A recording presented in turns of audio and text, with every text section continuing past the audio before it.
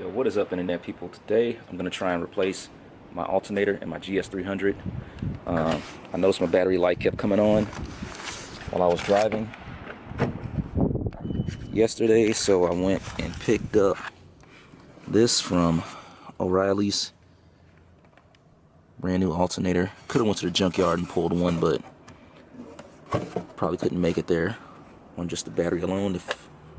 Well, actually they did test it, so my battery's good, it's just low on charge. And my alternator, they said the voltage regulator or something like that is broken or not working, so went ahead and got that.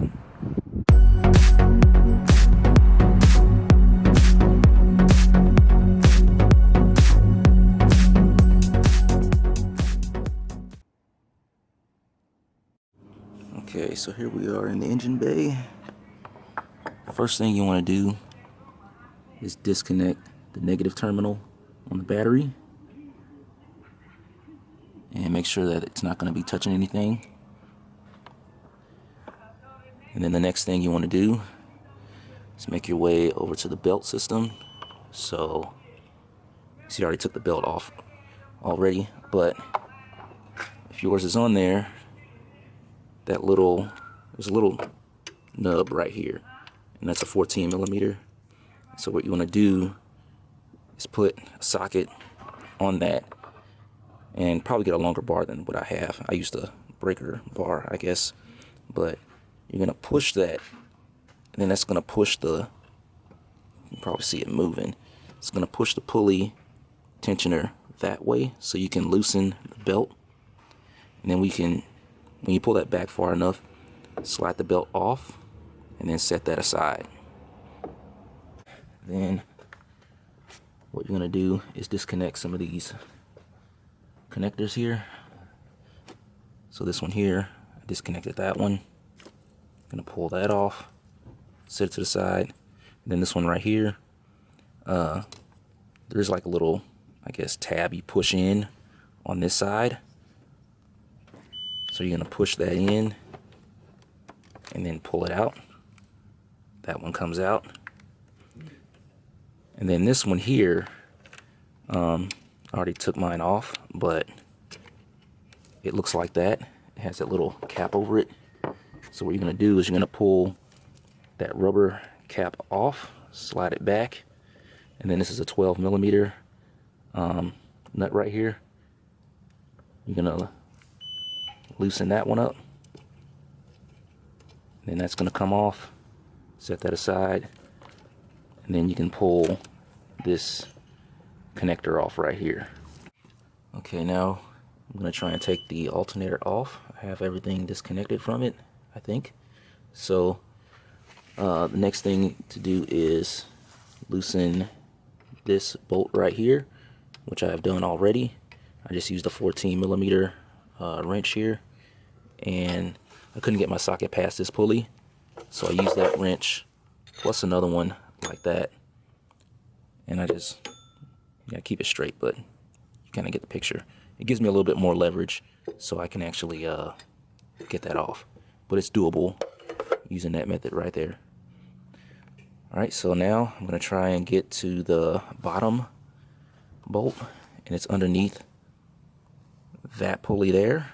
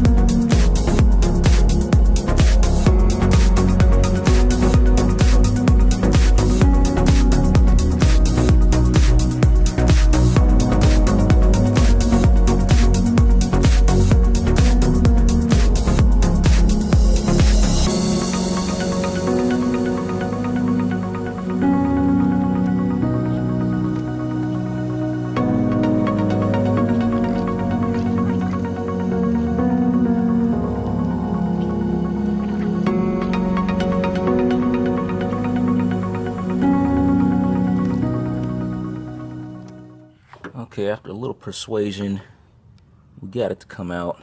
And I'll show you what it looks like. So here we go. There's the old alternator. There's the new one. And another thing, when I undid that second bolt underneath, that was pretty simple. It came right off. But they have this bracket on here, and the wire that connects to this here also had like a little grommet piece that was in here. So that took me a while to wrestle with to get that off. I ended up just ultimately just pulling it out. Alright, so pulling it out, I guess is reverse, or putting it in is reverse is pulling it out. So I'm just going to maneuver it in this space here until I can get it in there. I guess the first part I have to do is get the alternator on that stud. I don't know if you see it, move it out of the way. There's a stud right here, or right here. So I have to slide the bottom end of the alternator on that first. So I'm going to take this off.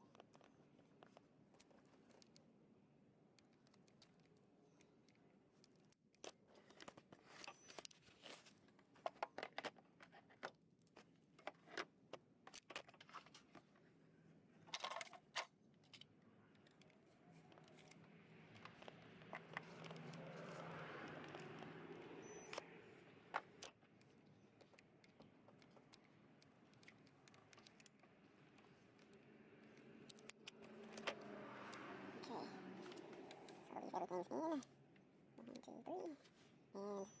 And next I'm going to put the belt back on and fire it up.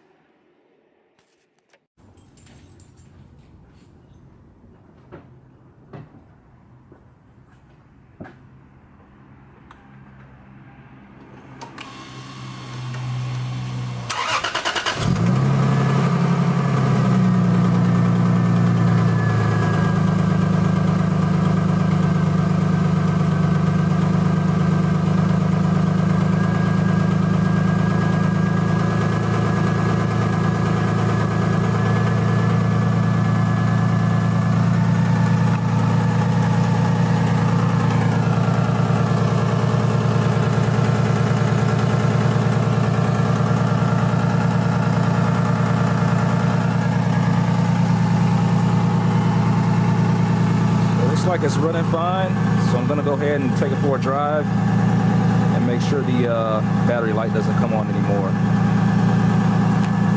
All right, thanks for watching.